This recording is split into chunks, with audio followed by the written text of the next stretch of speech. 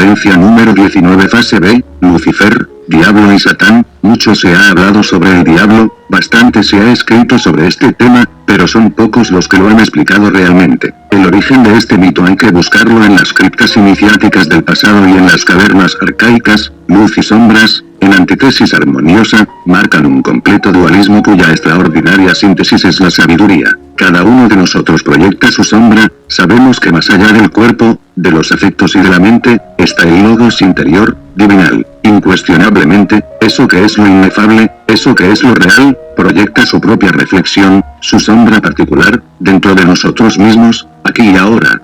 Santa Sombra cumple una misión específica en el fondo mismo de nuestra propia conciencia. Obviamente, tal sombra, tal reflexión logóica, es el entrenador psicológico, Lucifer, el tentador. En el gimnasio psicológico de la existencia humana, se requiere siempre un entrenador, con el propósito de producir poderes, facultades, virtudes extraordinarias, etc. ¿En qué forma podrían brotar de nosotros las virtudes si no existe la tentación? Solo mediante la lucha, el contraste, la tentación y la rigurosa disciplina esotérica pueden brotar en nosotros las flores de la virtud. Ahora me pregunto dónde está la maldad de Lucifer. Si no hay tentación, no hay virtudes. Cuanto más fuertes sean las tentaciones, más grandes serán las virtudes. Lo importante es no caer en tentación. No es el diablo ese personaje tenebroso creado por el dogmatismo de algunas sectas muertas. Satanás, Lucifer, el diablo, es la reflexión de nuestro propio ser íntimo, en nosotros mismos y dentro de nuestra conciencia, aquí y ahora. Hubo épocas en el pasado en que se levantaron por doquier, en todos los lugares del planeta Tierra, templos al sol y al dragón. El símbolo del dragón fue tomado de aquellos reptiles voladores gigantescos que existieron en las épocas de la Atlántida y la Lemuria.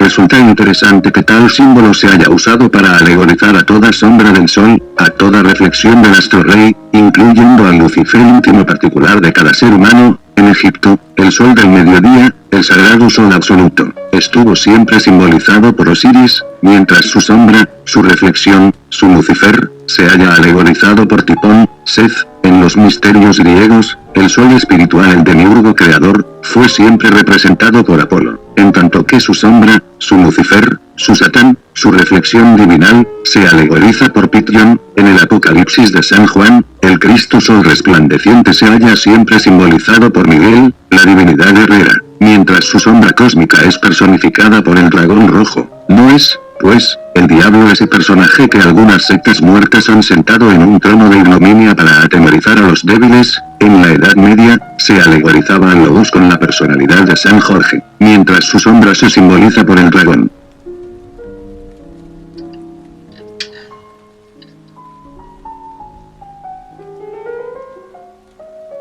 Justa razón que te pone en boca de su Dios, aquella frase con que se dirigiera la divinidad a Mefistófeles: de todos los de tu especie, genios a mi ley rebeldes, el menos dañino y perjudicial tú eres. Vencer al dragón. Matar al dragón, es urgente cuando uno quiere ser tragado por la serpiente, cuando uno desea convertirse en serpiente. Esto significa salir triunfante en todas las tentaciones puestas por el dragón, eliminar el ego, desintegrar todos los agregados psíquicos que lo componen, reducir a polvareda cósmica todos los recuerdos del deseo, etc. Todo hierofante, todo verdadero autorrealizado es un dragón de sabiduría. Existen dos tipos de tinieblas: oscuridad del silencio y del secreto augusto de los sabios, y oscuridad de la ignorancia y del error. La primera es la superobscuridad, la segunda es la infraobscuridad. Esto quiere decir que las tinieblas se bipolarizan y que lo negativo es tan solo el desdoblamiento de lo positivo. Prometeo Lucifer, encadenado a la dura roca, sacrificándose por nosotros, sometido a todas las torturas. Aunque sea el fiel de la balanza, el dador de luz y fuego, se desdobla inevitablemente en el aspecto fatal de la multiplicidad egoica, en esos agregados psíquicos siniestros que componen nuestro yo, los demonios rojos de Seth. Lucifer el tentador, el gran entrenador del gimnasio psicológico de la existencia, trabaja tentándonos, y estas impresiones internas suelen polarizarse negativamente o fatalmente mediante la actividad egoica. Solo mediante la autorreflexión serena y la meditación interior profunda podemos hacer clara diferenciación entre las impresiones íntimas luciferinas directas y las impresiones egoístas bestiales. Venciendo al dragón podemos cristalizar dentro de nosotros mismos a las tres fuerzas primarias del universo, Padre, Hijo y Espíritu Santo, alegorizadas por el tridente, convirtiéndonos en dioses solares. Lucifer, es escalera para bajar y escalera para subir, y poder trabajar y disolver el ego en el laboratorio de la alquimia sexual, indiscutiblemente. Solo mediante el fuego luciferino podemos reducir a cenizas las cristalizaciones negativas de nuestra psiquis, los agregados psíquicos, infelices desviaciones del poder luciférico. Lucifer debe educarnos en el sexo.